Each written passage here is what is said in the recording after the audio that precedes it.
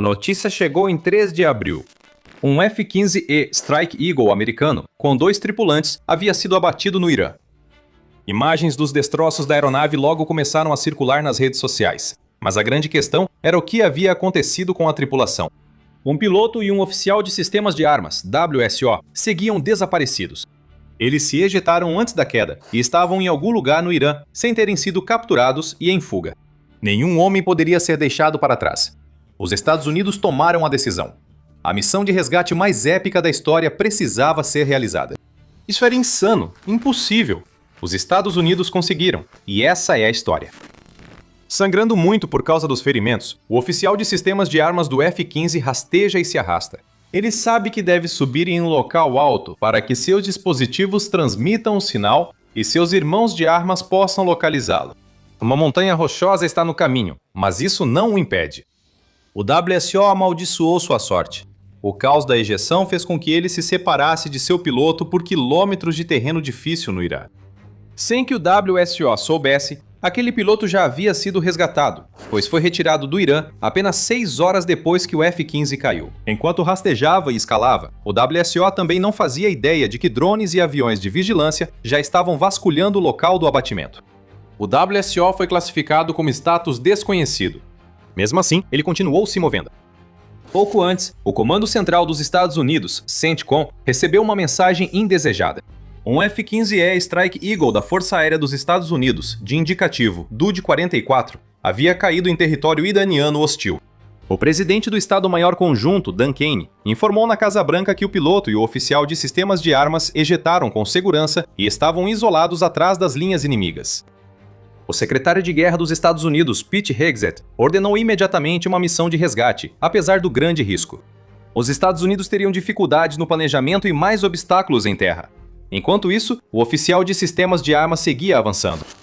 Escapar e sobreviver eram seus únicos objetivos. Armado com uma pequena pistola e talvez cercado por inimigos invisíveis, o oficial de sistemas de armas subiu uma crista de 2.100 metros, procurando o esconderijo até encontrar uma fenda. Aqui ele poderia se proteger da visão dos outros e contar com seu transmissor para enviar os sinais que permitiriam aos Estados Unidos localizá-lo e resgatá-lo.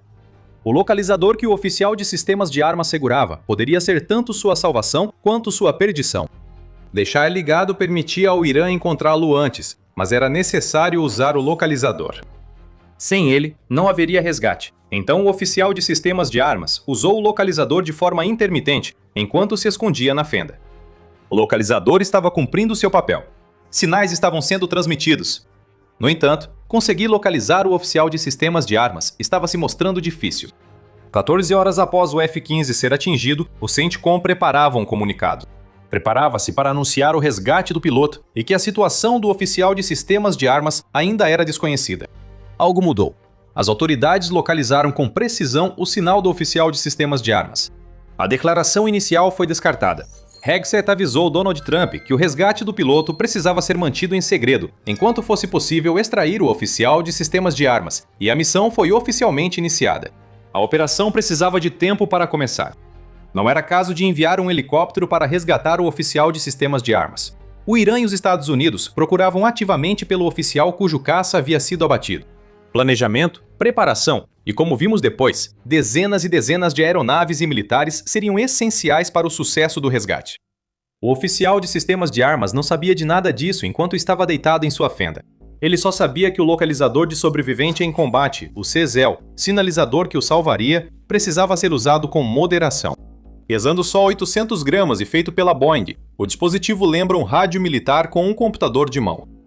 Integrado ao colete de sobrevivência do WSO e posicionado perto do peito para fácil acesso, ele cumpriu sua função: sobreviver à ejeção brusca de um caça danificado. O dispositivo enviava coordenadas e mensagens criptografadas sempre que o WSO o usava. Essas mensagens foram recebidas. Enquanto o WSO se escondia e tratava seus ferimentos, os Estados Unidos faziam planos. A quilômetros do WSO, a Força Aérea dos Estados Unidos preparava uma força-tarefa de busca e resgate em combate, SAR, para a missão.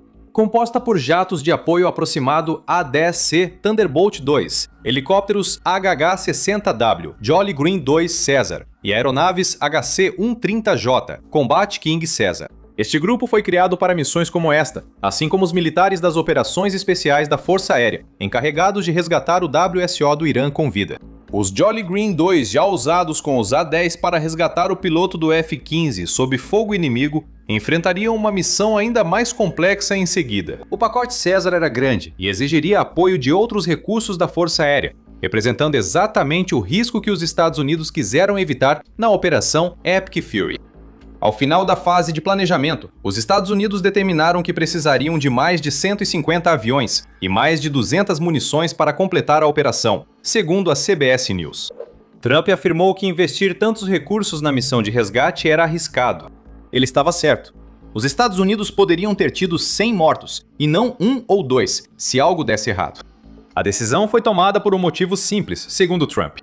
É uma decisão difícil de tomar, mas nas Forças Armadas dos Estados Unidos, nós não deixamos americanos para trás. Nós não fazemos isso. Sobre o Caesar, além dos A-10 para apoio aéreo e das aeronaves específicas, os Estados Unidos precisariam de outros recursos para a operação. Essas aeronaves teriam que entrar no Irã e usar uma pista improvisada como base para a extração. O Irã mostrou que consegue derrubar uma aeronave de ponta dos Estados Unidos com defesas aéreas portáteis. As forças do Irã não poderiam ter essa oportunidade novamente. Caças acompanhariam o pacote Caesar e depois iriam engajar as forças iranianas para tirar a pressão do oficial de sistemas de arma. Uma distração será organizada, mas falaremos disso depois. No Irã, enquanto os Estados Unidos preparavam seu Caesar, forças terrestres iranianas vasculhavam as montanhas e o terreno acidentado ao redor de onde o F-15 foi abatido. Queriam capturar o oficial de sistemas de armas, ou o piloto, ou ambos. A vitória propagandística já seria grande, pois qualquer um deles poderia aparecer na TV iraniana, como prova de que, mesmo com todo o seu poder, os Estados Unidos não protegeram seus próprios militares. Sem saber que o piloto do F-15 já havia sido resgatado, o regime iraniano ofereceu cerca de $10 mil a quem encontrasse o piloto ou o oficial de sistemas de armas vivos. Isso fez com que civis armados participassem das buscas, segundo informou a BBC. Um cerco iraniano havia se formado. No início era enorme, mas com mais pessoas se juntando às buscas atraídas pela chance de ganhar até 734 vezes o salário mínimo mensal, o cerco começava a se fechar. Os Estados Unidos reuniram recursos e estavam quase prontos para agir, mas precisavam de rapidez.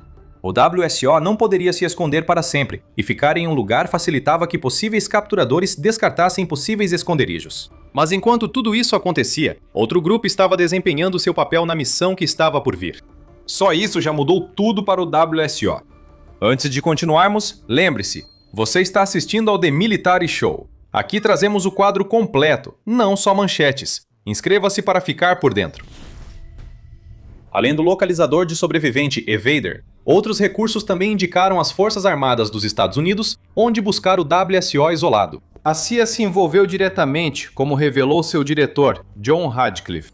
Ele afirmou à imprensa que a CIA dispõe de recursos exclusivos que o presidente pode usar quando preciso. Algumas dessas capacidades se enquadram nas autorizações para ações encobertas. E porque encoberto significa exatamente isso, não vou poder te contar tudo o que você quer saber, disse Radcliffe, antes de acrescentar. Sob a orientação do presidente, nós empregamos tanto fontes humanas quanto tecnologias sofisticadas que nenhum outro serviço de inteligência no mundo possui para enfrentar um desafio assustador. Ele comparou o desafio de encontrar o WSO a procurar um único grão de areia no meio de um deserto. O destaque aqui é a menção a fontes humanas. A CIA e a Força Aérea buscavam um sinal do WSO. Mas o que seriam fontes humanas? Radcliffe fala de agentes da CIA atuando nos Estados Unidos. Talvez. Segundo Trump, a tecnologia de câmeras da CIA possibilitou que a Força Aérea dos Estados Unidos localizasse exatamente o paradeiro do WSO. Essas câmeras estavam escaneando o lado da montanha para o qual o sinal havia alertado os militares, e o próprio Trump explicou que as câmeras viram a cabeça de um ser humano. Trump disse que, de repente, 45 minutos depois, ele se mexeu muito, levantou-se e eles ficaram na metade dele. Isso foi o início de algo incrível. Não sabíamos exatamente onde ele estava. Aquela montanha é enorme. A posição aproximada do WSO era conhecida até esse ponto. Com a ajuda da CIA, os Estados Unidos já sabiam exatamente onde o WSO estava escondido. O Irã ainda não tinha essa informação, então os Estados Unidos tinham uma vantagem. Ainda assim, havia mais trabalho a ser feito e mais desafios a serem enfrentados antes que o WSO pudesse finalmente ser resgatado. Antes que o resgate pudesse ser concluído, os Estados Unidos precisavam estabelecer um FARP. Um FARP é um ponto avançado de reabastecimento e armamento, que precisava ser criado dentro do território inimigo e protegido de ataques iranianos. Esse FARP era fundamental, servindo como área de preparação para a missão, junto com o equipamento e pessoal dos Estados Unidos para o resgate. Uma equipe de táticas especiais da Força Aérea teria inspecionado e identificado pistas e aeródromos iranianos que poderiam servir como zonas de pouso e lançamento para esse tipo de missão. Segundo Kyle Hempfer, ex-membro do Esquadrão de Táticas Especiais, esse trabalho já ocorria desde o início da Operação Fúria Épica, ou até antes, em declaração ao site The War Zone. Hempfer diz que a prioridade era achar uma pista capaz de receber 2 MC-130J Comando 2 para a extração. Uma pequena pista usada por aviões de pulverização agrícola já seria mais do que suficiente em termos de tamanho, mas os Estados Unidos também precisavam considerar o terreno. Solo macio não suporta pousos repetidos exigidos nesta missão, e o clima recente pode tê-lo erodido a ponto de inviabilizar o uso. Esse problema viria à tona. No momento, os Estados Unidos focavam em criar uma força com 155 aeronaves. Trump disse que essa força envolvia 64 caças, 48 aviões-tanque de reabastecimento, 13 aeronaves de resgate e mais. Além disso, havia 4 bombardeiros. Espere, era uma missão de resgate. Por que os Estados Unidos usariam bombardeiros se queriam apenas resgatar o oficial de sistemas de armas com segurança? Existem 2 respostas: engano e supressão. Quando os Estados Unidos finalmente lançaram sua missão, bombas de grande porte se tornariam uma parte fundamental de todo o resgate. O Wall Street Journal informa que bombardeiros dos Estados Unidos lançaram cerca de 100 munições de 900 quilos nas estradas que levavam ao local do resgate. Estradas destruídas impediriam as forças terrestres do Irã de chegar de veículo ao local do oficial de sistemas de armas, eliminando mais uma ameaça. Esses recursos, além de muitos reunidos pelos Estados Unidos para a missão, também foram usados em outra operação além do resgate. A chave era o subterfúgio, como Trump explica. Queríamos que acreditassem que ele estava em outro lugar, já que havia uma força militar enorme e milhares de pessoas procurando. Queríamos que buscassem em áreas diferentes, explica Trump. A lógica aqui é simples. Cada ataque dos Estados Unidos usando a força que reuniram seria suficiente para convencer as forças terrestres do Irã de que precisavam olhar para o local onde o ataque ocorreu. Claro, ele realizou o verdadeiro bombardeio nas estradas que levavam ao local onde estava o WSO, mas as bombas em outros lugares forçaram o Irã a dividir suas forças. O cerco ao WSO foi ampliado. Após o resgate, Trump revelou que houve confusão coordenada nessa fase da operação. Os Estados Unidos atacaram 7 locais, obrigando o Irã a buscar em lugares onde nunca encontraria o prêmio desejado. Enquanto tudo isso acontecia, a CIA também estava acionando mais de seus agentes, desta vez em solo iraniano. Espalhou-se a notícia de que os tripulantes do F-15 já haviam sido encontrados. Tentaram convencer caçadores de recompensas iranianos de que continuar era inútil, pois não encontrariam nada nem ficariam com o dinheiro. Então era melhor desistir. Mas o mais importante desses locais era a província central de Isfahan. A cerca de 20 quilômetros, ou 12,4 milhas, de uma pista de pouso temporária criada pelos Estados Unidos, crateras já são visíveis do céu. Imagens de satélite mostram dezenas dessas crateras, cada uma com cerca de 9 metros de largura, alinhadas ao longo das estradas que levam ao ponto de extração. Essas imagens de satélite também mostram algo além. Foram captadas perto da pista remota, onde mais aviões americanos foram danificados. O Irã atingiu essas aeronaves? Não, foram os Estados Unidos, devido ao detalhe mencionado antes. Durante os bombardeios, os Estados Unidos enviaram operativos para resgatar o oficial de sistemas de armas abatido. A BBC informou que SEALs da Marinha, unidade de elite, saltaram de paraquedas para resgatar o oficial de sistemas de armas e o levaram à pista improvisada, montada nos arredores da região central de Isfahan. Foi aqui que o problema de terreno apareceu. A base remota estava recebendo 2 aviões de transporte militar, que mais tarde o Irã revelou serem aeronaves C-130. Ao levarem um oficial de sistemas de armas resgatado aos aviões, os SEALs notaram que eles estavam atolados e não conseguiam decolar. Isso era um problema. Isolados, os SEALs precisavam decidir. Os C-130, que seriam a rota de fuga deles, tornaram-se inúteis. Eles não podiam deixar que caíssem nas mãos do inimigo, então os SEALs explodiram os aviões que usariam. O Irã afirmou depois que 2 helicópteros Black Hawk foram destruídos na missão. Isso indica qual aeronave os SEALs usaram para extrair o WSO. O New York Times relata uma versão diferente, afirmando que os Estados Unidos tiveram que destruir 4 helicópteros MH-6 de operações especiais. Esses não são Black Hawk. Então, ou o Irã mente, está enganado sobre os helicópteros perdidos, ou os Estados Unidos perderam mais do que alegam. Ainda aguardamos confirmação. Essas aeronaves também não foram as únicas perdas de equipamento. Um piloto dia 10 foi alvo de disparos durante uma missão de resgate, provavelmente a do piloto encontrado antes do oficial de sistemas de armas. O piloto daquela aeronave de ataque continuou lutando, continuou a missão, e ao sair, voou com sua aeronave para outro país, e determinou que o avião não poderia ser pousado, revelou Kane. Após a descoberta, o piloto voou sobre território aliado, ejetou-se e foi resgatado em segurança. Infelizmente, o A-10 destruído se soma aos dois C-130 e helicópteros como principais baixas da missão de resgate. No entanto, esta é a parte mais importante. Não houve baixas humanas americanas. Com o método principal perdido, os SEALs recorreram ao plano B. Foi feito um chamado e as forças especiais dos Estados Unidos, junto ao WSO resgatado, foram retirados por 3 aeronaves enviadas ao campo de pouso rudimentar. Essas aeronaves provavelmente atacaram as aeronaves americanas danificadas, tornando o campo de pouso um cemitério para os transportes antes armazenados. Depois, as 3 aeronaves levaram o WSO para o Kuwait aliado. Ele está sendo tratado após ter sido gravemente ferido, disse Trump. Mas graças a essa missão notável, o WSO ficará bem. Conseguimos, disse Trump no Truth Social após a operação, acrescentando: meus compatriotas americanos, nas últimas horas, as Forças Armadas dos Estados Unidos realizaram uma das operações de busca e resgate mais ousadas da história dos Estados Unidos.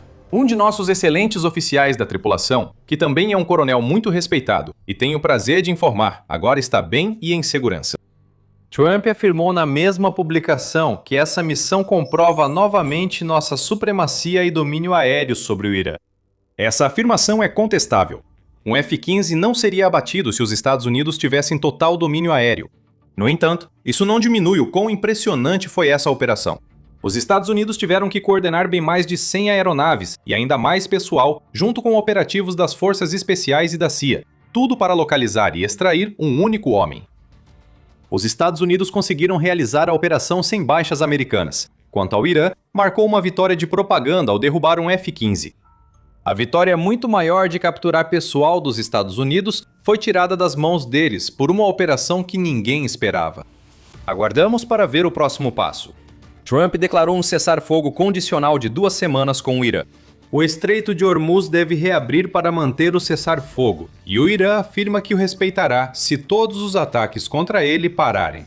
Será que estamos vendo o fim da Operação Fúria Épica? Se não, e o cessar-fogo for quebrado, os Estados Unidos estarão prontos com mais poder de fogo aéreo, incluindo seus caças F-22. Esses caças já foram usados contra o Irã e estarão prontos para atacar com ainda mais força se necessário. Veja o que eles já fizeram em nosso vídeo e inscreva-se no canal The Military Show se gostou. Obrigado, como sempre, por assistir.